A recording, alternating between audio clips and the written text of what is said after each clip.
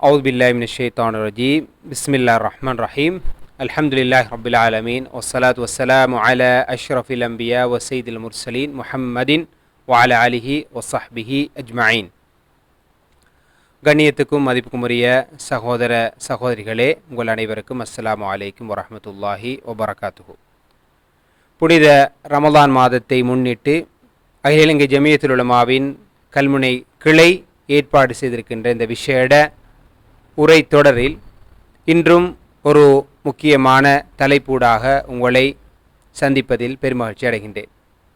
அன்புக்குரியவர்களே, நபி முஹம்மது ஸல்லல்லாஹு அலைஹி வஸல்லம் அவர்களை அச்சொட்டாக பின்பற்றி வாழுகின்ற நானும் நீங்களும் அன்னாரின் வாழ்வை முழுமையாக நடைமுறைப்படுத்த ஆசை கொண்டு அதற்காக பிரயத்தனம் எடுக்கின்றோம். அந்த வகையில்தான் நபி ஸல்லல்லாஹு அலைஹி வஸல்லம் அவர்களின் சீராவிலிருந்து, அன்னாரின் வாழ்விலிருந்து நானும் நீங்களும் நபி அவர்கள் எவ்வாறு இங்கிதம் பேணி வாழ்ந்தார்கள் என்ற விடயத்தை இன்றைய இந்த அமர்வினூடாக உங்களோடு பகிர்ந்து கொள்ள விரும்புகின்றேன். அல்லாஹு தஆலா அல் குர்ஆனில் இன்னக லஅலா குலுகின் அதீம், நபி அவர்களை பார்த்து நீர் மகத்தான பண்பாடுகள் மீது இருக்கின்றீர் என்று புகழ்ந்து சொல்கின்றார். இந்த உலகத்தில் அல்லாஹ்வினால் பண்பாடுகளின் சிகரம், ஒழுக்க விழுமியங்களின் உறைவிடம் என்று போற்றப்பட்டவர் நபி முஹம்மது ஸல்லல்லாஹு அலைஹி வஸல்லம் அவர்கள் மாத்திரம்தான், கரண்டி பண்ணப்பட்டவர்கள். எனவே அன்புக்குரிய சகோதர சகோதரிகளே, நானும் நீங்களும் நபியர்களுடைய வாழ்விலிருந்து எத்தனையோ விடயங்களை கற்றுக்கொள்கின்றோம். அந்த வரிசையில்தான் எப்படி நபி அவர்கள் இங்கிதம் பேணி வாழ்ந்தார்கள். இங்கிதம் என்ற சொல் சமூக வாழ்வில் நானும் நீங்களும் ஈடுபடுகின்ற பொழுது என்றால், ஒரு மனிதனை பொறுத்தவரையில் அவன் தனித்து வாழ முடியாது, சமூகத்தோடு தான் அவன் வாழ வேண்டும். சமூகத்தோடு சேர்ந்து வாழ்கின்ற பொழுது ஏனைய மக்களுடன் பழகி வாழ்க்கையை அவன் எடுத்துச் செல்கின்ற பொழுது எவ்வாறு இங்கிதம் பேண வேண்டும். இங்கிதம் என்பதை மெனஸ், எப்படி அவர் மெனஸோடு வாழலாம், எட்டிகெட்ஸ், அவர் எப்படி ஆதாப் அஹ்லாக்குகளை பேணி வாழலாம் என்ற வகையில் எங்களுக்கு அதனை மிகச் சுருக்கமாக சொல்லலாம். பாசையிலே நம்மட பாசையில் சொல்வார்கள் அதபு கட்டவன், ஒழுக்கம் கட்டவன் என்று சொல்வார்கள். இந்த அதப் ஒழுக்கங்களை பேணி எவ்வாறு நானும் நீங்களும் வாழலாம், இவ்வாறு நிறைய விஷயங்கள் இருக்கின்றன. இன்று இந்த குறுகிய நேரத்தில் ஒரு 4-5 விடயங்களை மாத்திரம் உங்களுடைய கவனத்துக்கு எடுத்துச் சொல்ல விரும்புகின்றேன். ஆக அன்புக்குரிய சகோதர சகோதரிகளே, நானும் நீங்களும் நபிகளுடைய பொன்மொழிகளிலிருந்து அல்லது அவங்களுடைய சீராவிலிருந்து நிறைய விடயங்களை கற்றுக்கொண்டாலும் என்னுடைய உங்களுடைய வாழ்வில் எப்படி அதனை நடைமுறைப்படுத்துகின்றோம் என்பதுதான் எங்களுக்கு முன்னால் உள்ள மிக முக்கியமான ஒரு கேள்வியாக இருக்கிறது.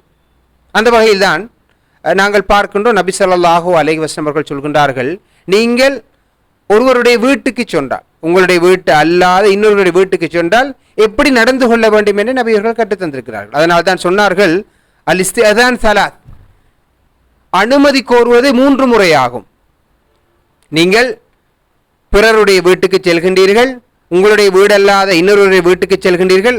அவ்வாறு செல்கின்ற பொழுது 3 முறை நீங்கள் அனுமதி கேட்க வேண்டும்.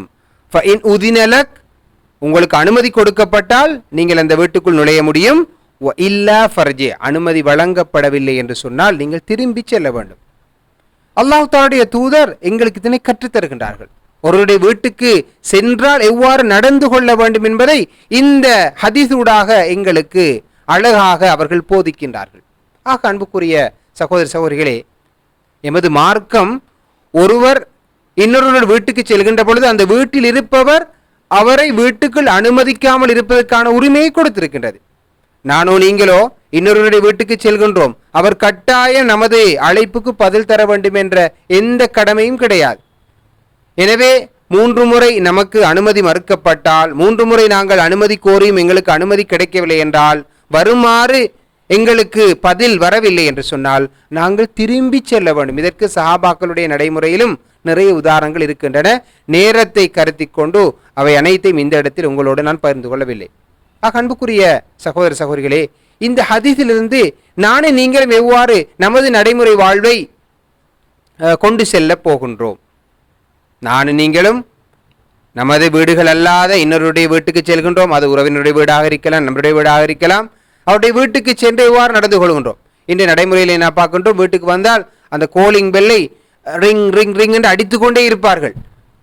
அப்போ நாங்கள் இந்த ஹதீஸ்லேருந்து எங்களுக்கு அழகாக ப்ராக்டிஸ் பண்ணக்கூடியது என்னன்னு சொன்னால், ஒரு முறை அடிக்கிறோம், கொஞ்ச நேரம் பார்க்குறோம், பதில் வரவில்லை.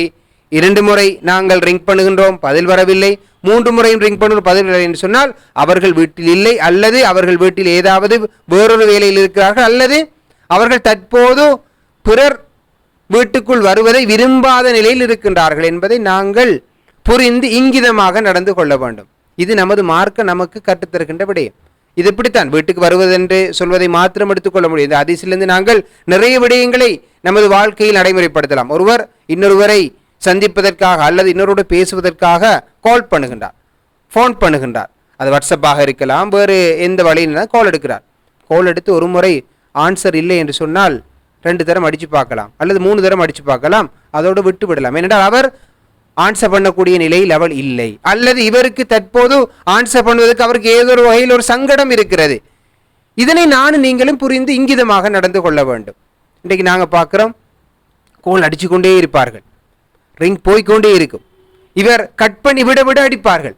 ஆக அன்புக்குரிய சகோதர சகோதரிகளே, இது நபியருடைய வாழ்க்கையில் நான் நீங்களும் படிக்கின்ற இந்த இங்கிதம் பேணி இதுக்கு சட்டம் 3 முறை அடித்தா ஹராமா, 4 முறை நாங்கள் மிஸ்கால் கொடுத்தா ஹராமான்னு சொன்னால் அப்படி ஒன்று அல்ல. இது ஹராம் ஹலால் பேசுகின்ற விஷயம் அல்ல. நபி அவர்கள் மனிதர்களுடைய உணர்வுகளை பேணி நடந்திருக்கின்றார்கள். இந்த இடத்தில் நான் நீங்களும் எவ்வாறு நடந்து கொள்ளப் போகின்றோம் என்பதுதான் இந்த ஹதீஸ் நமக்கு சொல்ல வருகின்ற செய்தி. இந்த பிறருடைய வீட்டுக்கு நுழைகின்ற பொழுது எவ்வாறு நடந்து கொள்ள வேண்டும் என்று ஏராளமான வழிகாட்டல்கள் நமது மார்க்கத்தில் இருக்கின்றன. அவருடைய வீட்டுக்கு சென்றால், இன்னொருடைய வீட்டுக்கு சென்றால் கோலிங் பெல் அடித்தாலும் சரி, அல்லது அவருடைய பெயரை சொல்லி அழைத்தாலும் சரி, சலாம் சொல்லி நாங்கள் அவர்களிடம் அனுமதி பெற வேண்டும். அவருடைய கதவுக்கு முன்னால், அவருடைய கேட்டுக்கு முன்னால், அவருடைய டோருக்கு முன்னால் நேரடியாக நிற்கக்கூடாதுன்னு நமது மார்க்கம் சொல்கின்றது.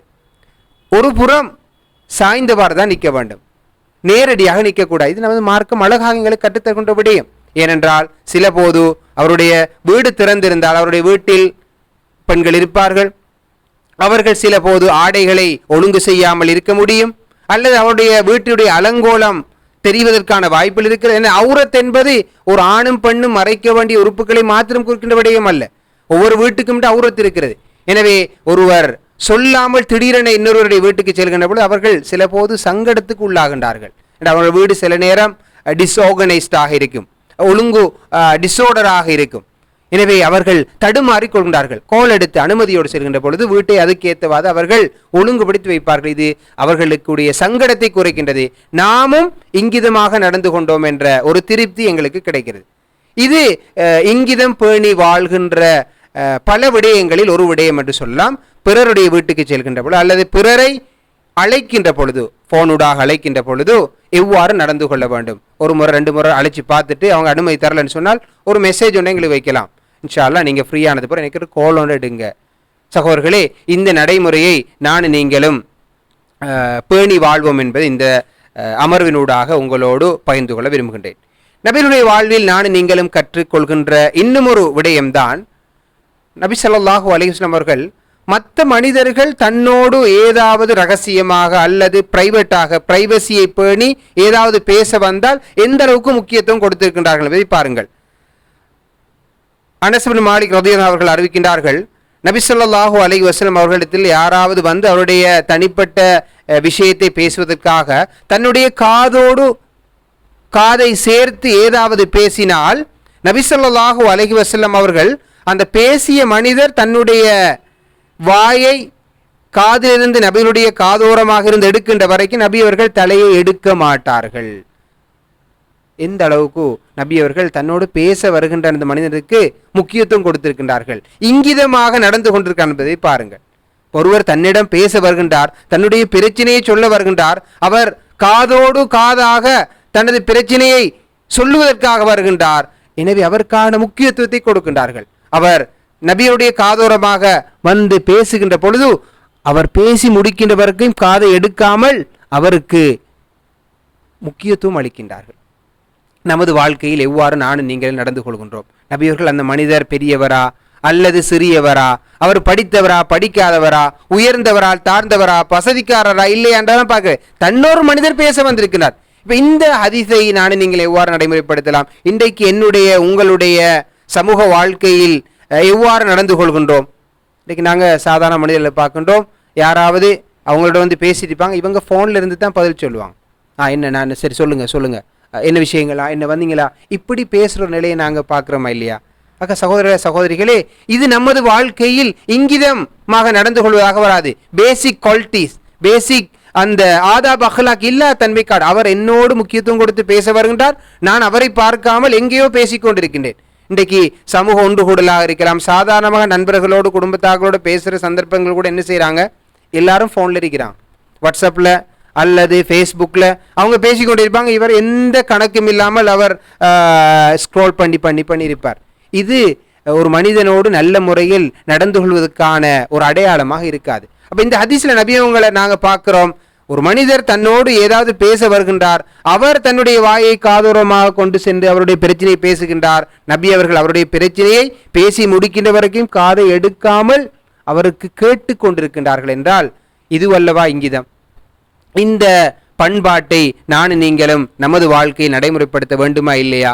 ஆக அன்புக்குரிய சகோதர சகோதரர்களே, இந்த விடயத்தையும் இந்த இடத்திலே உங்களோடு நான் நினைவுபடுத்த விரும்புகின்றேன். யாரோடு நான் பேசினாலும் அவர்கள் நமக்கு முக்கியத்துவம் தருகின்ற பொழுது நானும் அவருக்கு முக்கியத்துவம் கொடுக்க வேண்டும். இன்றைக்கு சர்வசாதாரணமாக போய்த்து இந்த பயானா இருக்கலாம் அல்லது ஏதாவது கூட்டமாக இருக்கலாம், அங்கே ஒருவர் பயான் என்ற பேரில் அவர் பேசிக்கொண்டிருப்பார் அல்லது உரையாற்றி கொண்டிருப்பார், அல்லது ஏதாவது கூட்டத்திலே ஒருவர் பேசிக்கொண்டிருப்பார், இங்கே ஆடியன்ஸாக இருக்கின்றவர்கள் ஃபோனிலே இருப்பார்கள் அல்லது பக்கத்தில் இருக்கிறவர்கள் கதைத்து கொண்டிருப்பார்கள். இது அவருக்கு கொடுக்கின்ற ஒரு கண்ணியமாக கௌரவமாக இருக்காது. முக்கியமாக அப்படி பேச வேண்டும் என்று சொன்னால் அவர் வெளியே சென்று விட்டு பேசிவிட்டு வரலாம். இது அவரை பேச வைத்து விட்டு முன்னால் எல்லோரும் கதைத்து கொண்டும் ஃபோனிலும் இருப்பது என்பது உண்மையிலே அது இங்கிதம் பேணி நடக்கின்ற ஒரு நடைமுறையாக இருக்காது என்பதை நீங்களும் இந்த இடத்திலே கவனத்தில் கொள்ள வேண்டும்.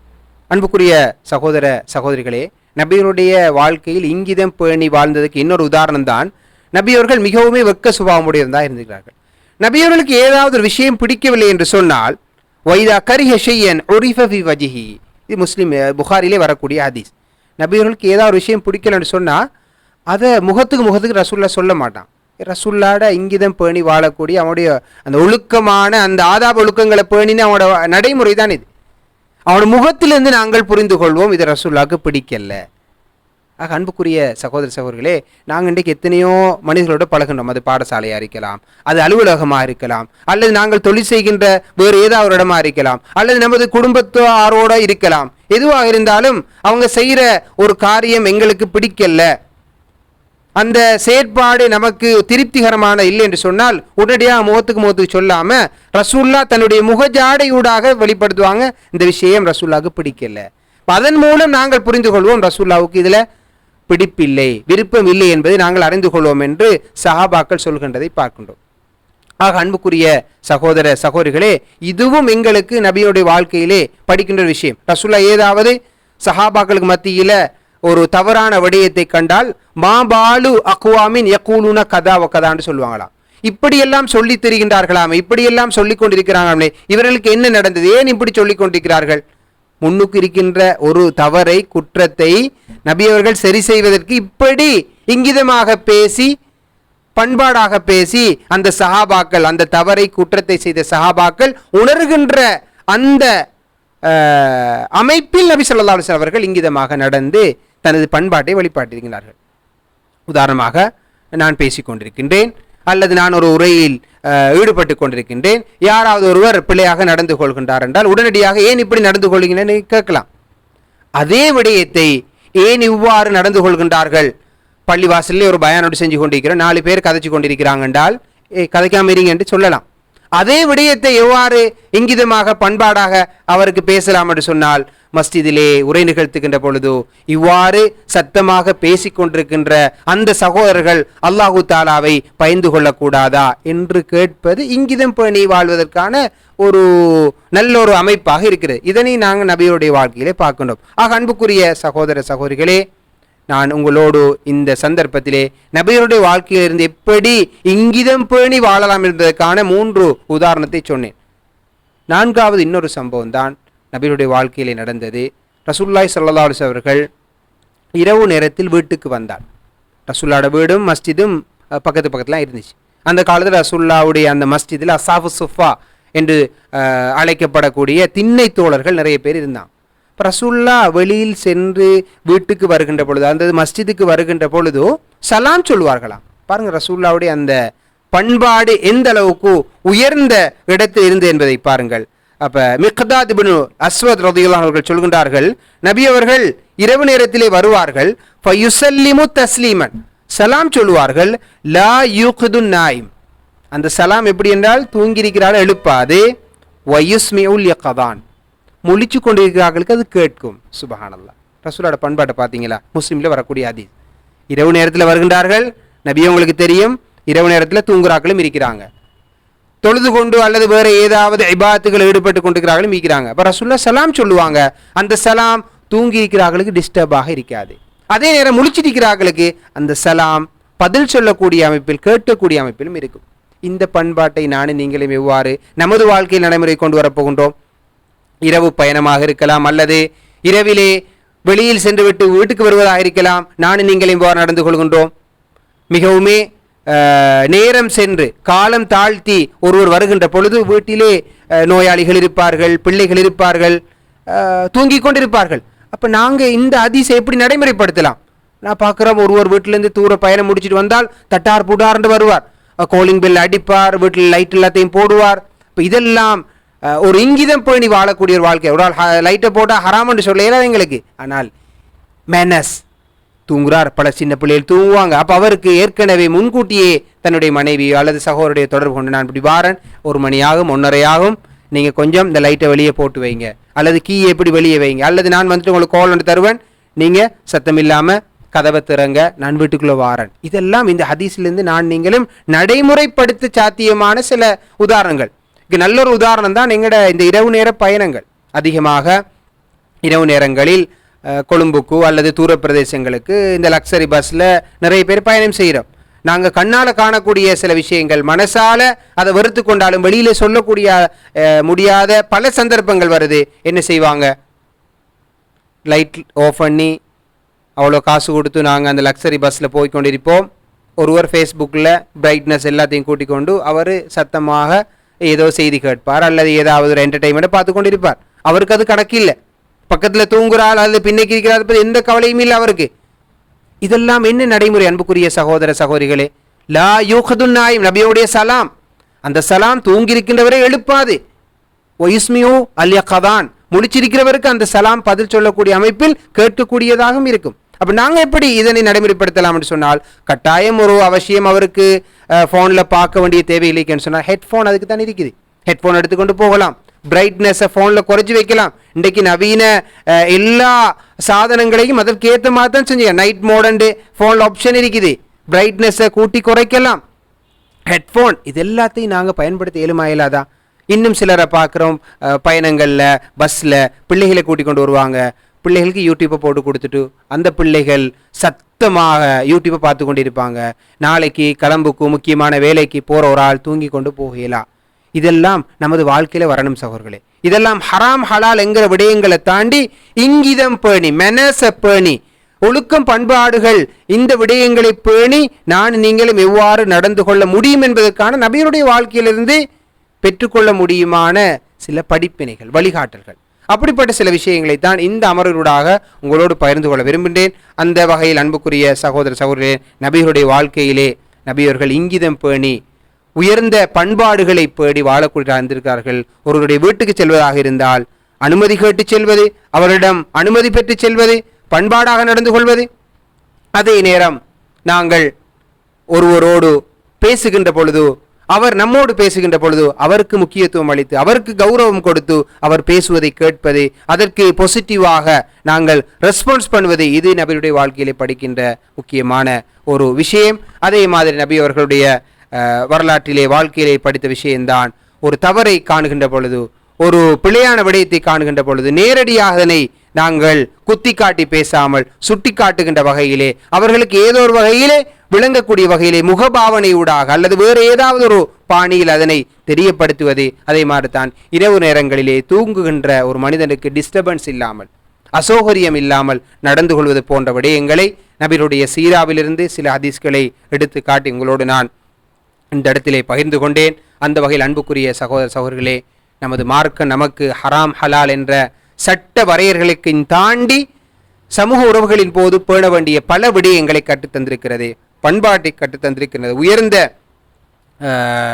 ஒழுக்க விளிமியங்களை கற்றுத்தந்திருக்கிறது. அந்த வகையில் தான் இங்கிதம் பேணி வாழக்கூடிய அந்த வாழ்க்கைக்கும் அழகான வழிகாட்டலை நமது மார்க்கம் தந்திருக்கிறது. அப்படிப்பட்ட வழிகாட்டல்களை நானும் நீங்களும் எடுத்து நடப்பதற்கு எல்லாம் வல்ல அல்லாஹு தாலா நம் அனைவருக்கும் அருள் புரிவானாக. வ ஆஹிரு தஅவானா அல்ஹம்துலில்லாஹி ரப்பில் ஆலமீன். வஸ்ஸலாமு அலைக்கும் வரஹ்மத்துல்லாஹி வபரகாத்துஹு.